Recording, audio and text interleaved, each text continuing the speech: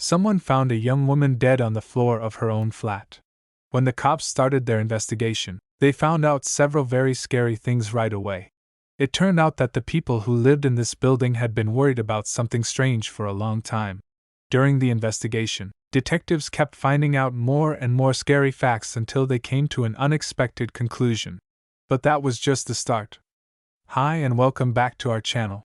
If you are new here, please consider subscribing, as it helps us motivate to create more intriguing content for you. Let's have a look at the most disturbing case of Stephanie Bennett.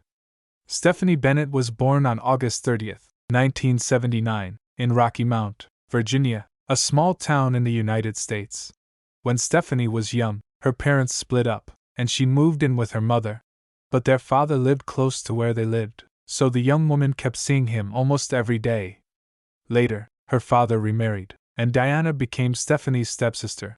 After school, Stephanie went to Roanoke College, which was 350 kilometers from her home. In her last year of high school, she met a guy named Walter, and they started dating soon after. The couple moved to different places after college, but they stayed together. Stephanie, her stepsister Diana, and their common friend Emily all moved to the city of Raleigh in North Carolina. They got an apartment in the Bridgeport complex, which is in a quiet, peaceful neighborhood on the edge of the city. The young woman got a job at IBM while her boyfriend went to school for engineering in Greenville, South Carolina. Stephanie spent about a year in Raleigh. At that point, she, her sister, and her best friend all wanted to move to different places. At the time, the young woman was only 23 years old. She and her boyfriend planned to move to Greenville to be together, and they had already started looking for a place to rent. Stephanie went to Greenville in May, where she and Walter looked at a few flats and decided on one that would be good to rent. When she went back to Raleigh, neither her friends nor her sister were there. Emily had moved to a new city, and Diana had left for a few days to go to a funeral. On the evening of May 20th, after Stephanie got home from work, she called Walter. Her boyfriend was going to fax her a rental deal so she could sign it. They decided that he would send it the next day when she could use her work computer. The next day, Walter tried to call her, but neither her work phone nor her home phone rang. Then he called her sister Diana, who told Stephanie's coworkers about what had happened. It turned out that Stephanie did not go to work that day, which was very rare. Stephanie was always careful. If she had been sick, she would have told her boss. Also, if she had been sick at home, she would have picked up the phone. Diana asked her friend to go to their apartment and make sure everything was okay. When they knocked on the door, no one answered. Then Diana asked the manager of the flat to use a spare key to open the door. When the man walked into his room, he saw something horrifying. Stephanie was lying on the floor of the room, dead, with bruises on her neck and no clothes on. The manager called the cops right away. Detectives found Stephanie's papers and a picture on the laundry basket cover, which was under the window in Emily's bedroom, proving that the person who had died was in fact Stephanie. Investigators saw leaves and thought that the killer might have come in through a window. They also found that Emily's home phone was in her closet and that the line had been cut. It looks like the bad guy was hiding there, and he took Stephanie's phone so she could not use it. After talking to Diana, the cops found out that a number of things were missing from the apartment. The thief took $8 from Stephanie's wallet, 2 tape recorders from her room, and her laundry basket. It looked like he had put the things he had stolen in the basket. On the victim's body, experts found semen and took a DNA sample, but it was not in the FBI database. They also found that strangling was the cause of death. The person who killed the victim took the thing he used to do it because the cops could not find it in the apartment. In the meantime, the police talked to everyone who lived in the complex, thinking that someone might have seen the killer. During these talks, the cops found out that strange things had been going on in the apartment complex for a while. People often saw someone looking in at them through their flat windows. They reported to the manager, but the manager of the complex could not find the person. At least once, this person was seen at Stephanie's window, which is strange. Also, a few months ago, an unknown man attacked a young woman who was running near the lake, near the complex. Stephanie was scared to stay alone in this apartment, and wanted to move as soon as possible to Greenville. When detectives looked at the area around the building, they found something odd in the bushes. They found a lot of underwear for women, which turned out to belong to Stephanie. The cops thought that the killer took them out of the apartment and threw them in the bushes for some reason. But this story was soon shot down. It turned out that a teenager who lived in the apartment next door would often sneak into Stephanie's room and steal her underwear, then throw it into the trees. When detectives talked to all the residents, he told them this, but he denied having anything to do with the murder. A sample of his DNA was taken, and the sample taken from the killer's sperm did not match it. Because of this, he was no longer accused of committing the crime. The cops thought that the most likely person to be the killer was the same man who kept looking in the windows at the women who lived in the complex. After talking to everyone who had ever seen this person, the agents put together a rough picture of who this person was. It was in the press, but nothing came of it. As is usual, detectives looked into the victim's boyfriend. He gave his DNA on his own, but it did not match the killer's. Also, Walter was hundreds of kilometers away from her home at the time of the murder, so he could not have been there. After that, the cops went to the apartment complex and asked all of the men to give their DNA on their own. Also, this did not work either. Out of the 283 samples they got, the experts did not find a single match. At this point, there were no solid leads. Detectives set up a watch on the apartment building so they could catch the person who was spying on the residents. They were surprised at how quickly they did well. On June 3rd, the cops saw a man walk up to several ground floor windows and look into the apartments. He stopped at one window and looked in. When this person started to take care of himself, the cops caught him right away. Christopher Lee Campen turned out to be this pervert. He had been caught spying before and was found guilty of following a woman 3 years before. The police thought they had found the killer at last, but they were wrong. The DNA found on the body of the victim did not match Christopher's. He was charged, but they stopped looking at him as a possible killer. Since then, the cops have kept looking into the case, but they have not found any good leads. A year later, the lead agent heard that there was a lab in Florida that could use DNA to figure out a person's race. But he was not sure about this technology, and he did not want to miss out on such a good chance. He sent the DNA of 4 of his coworkers of different races to the lab as a test.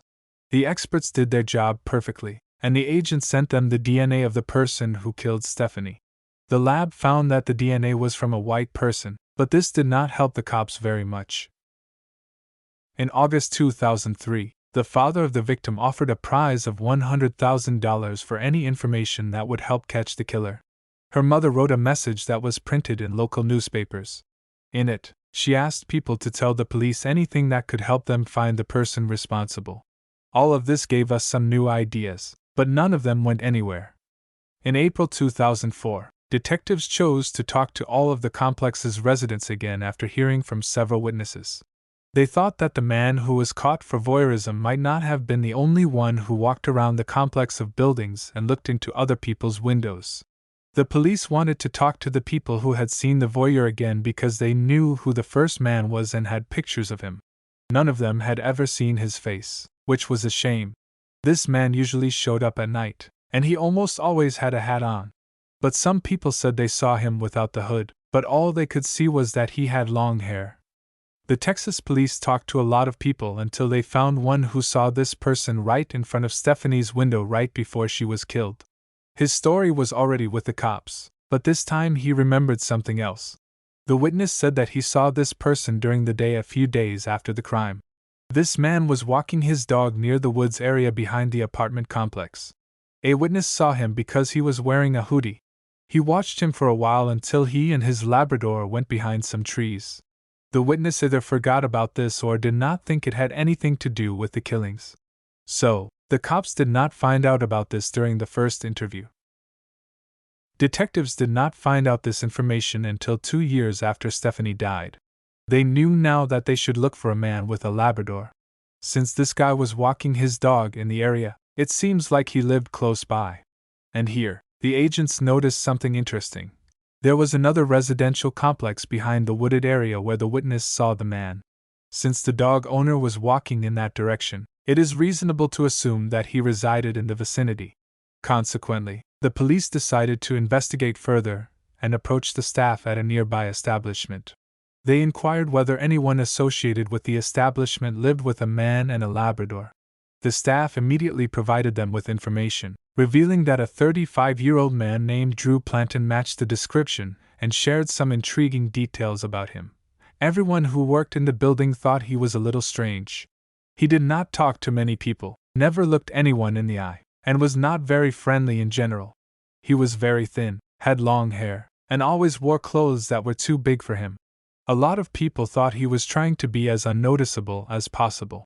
In his case, though, it did not work at all.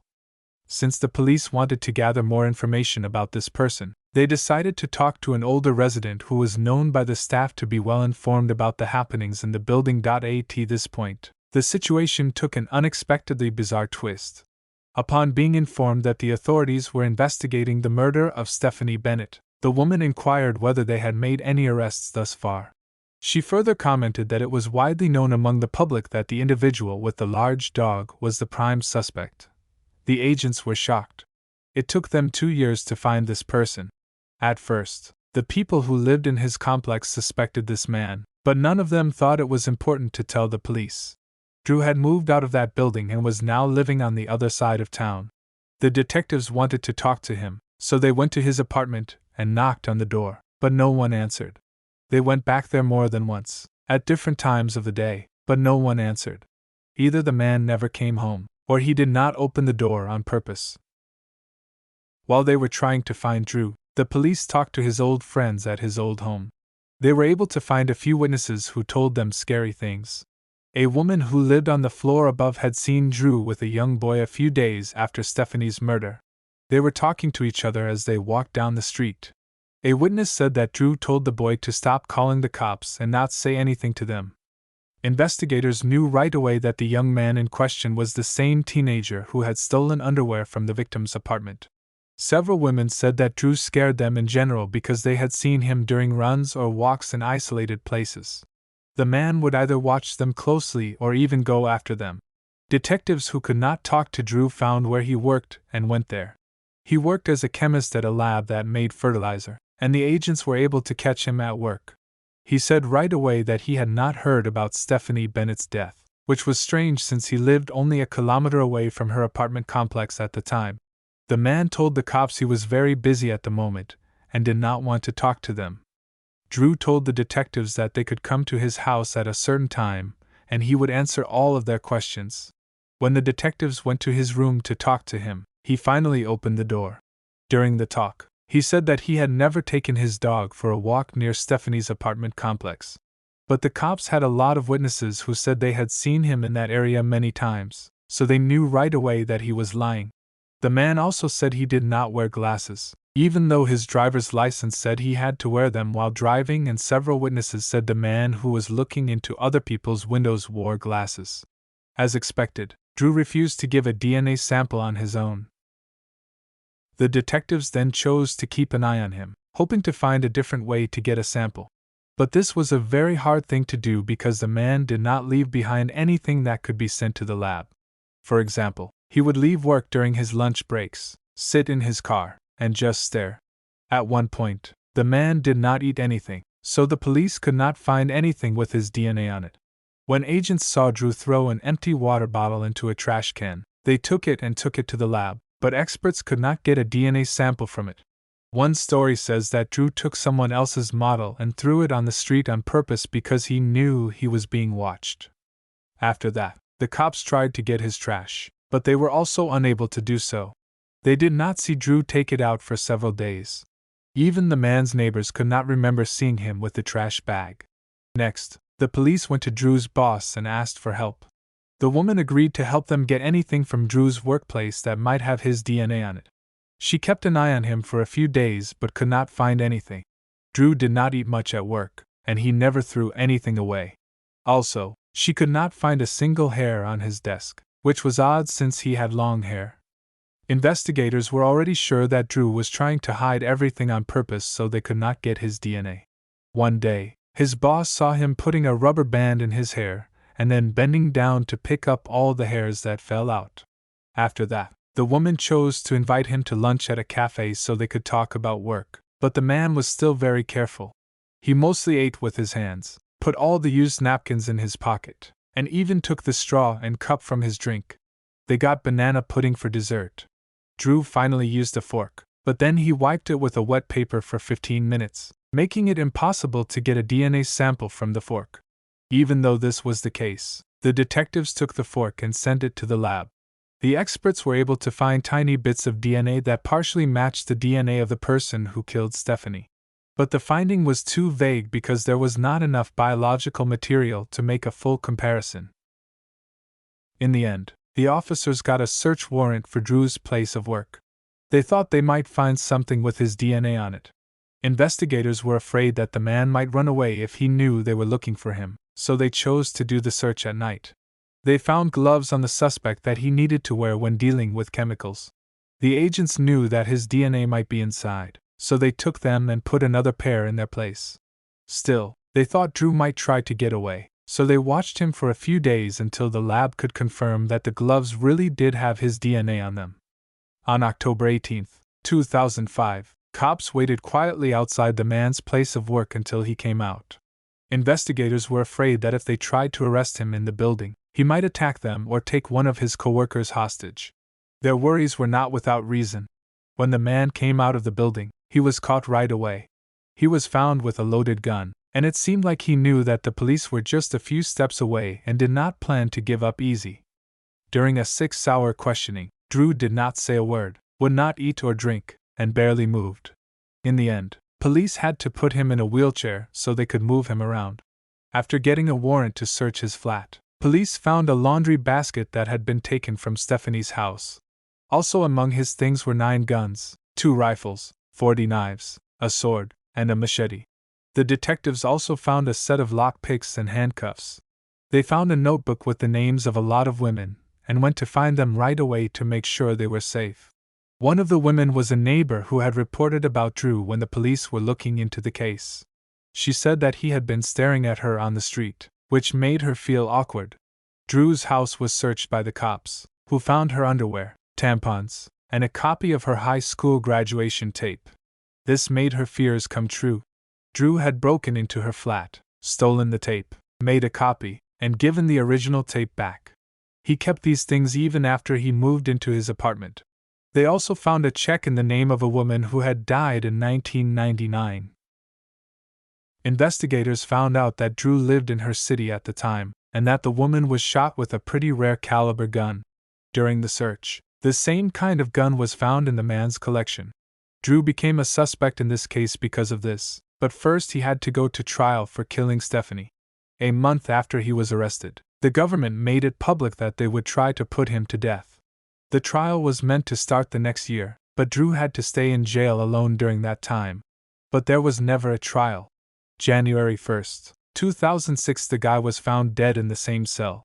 Even though he was careful, he still managed to kill himself. Investigators were sure that Drew had killed Stephanie Bennett, but after searching his house, they had to ask, how many other victims could this person have had? At the very least, it was very possible that he was the one who killed the woman in 1999. But police were pretty sure that Drew could have been involved in other crimes. After reading his biography carefully, the cops learned several interesting things about him. Drew grew up with 3 boys. Their father always made fun of them and beat them, so their mother took them and ran away to another state. Because of this, Drew became a very quiet kid, and this only got worse over time. Even so, he went to a good school and now has a good job as a chemist. His co-workers said he was very smart, but they said he had almost no social skills. He did not have any friends, did not talk to anyone at work, and did his best to stay away from the team. Even Drew's own brother had been in trouble with the law. He used a hidden camera to watch women, and he got a suspended term. Drew's mother sued the state government in 2008, saying that the government was to blame for her son's death. But the judge decided that the jail staff had taken all the required steps and could not stop the man.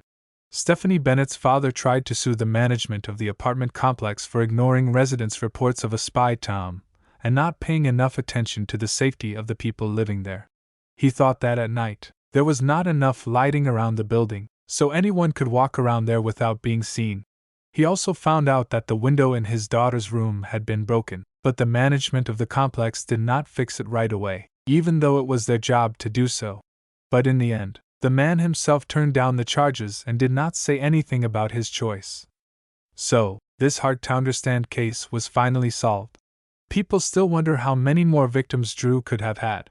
From what we know, the man was likely to commit crimes over and over again, but after he died, it was almost impossible to find out the truth. Tell us what you think in the comments. If you liked this video, do not forget to give it a like. We are glad you watched. Thank you.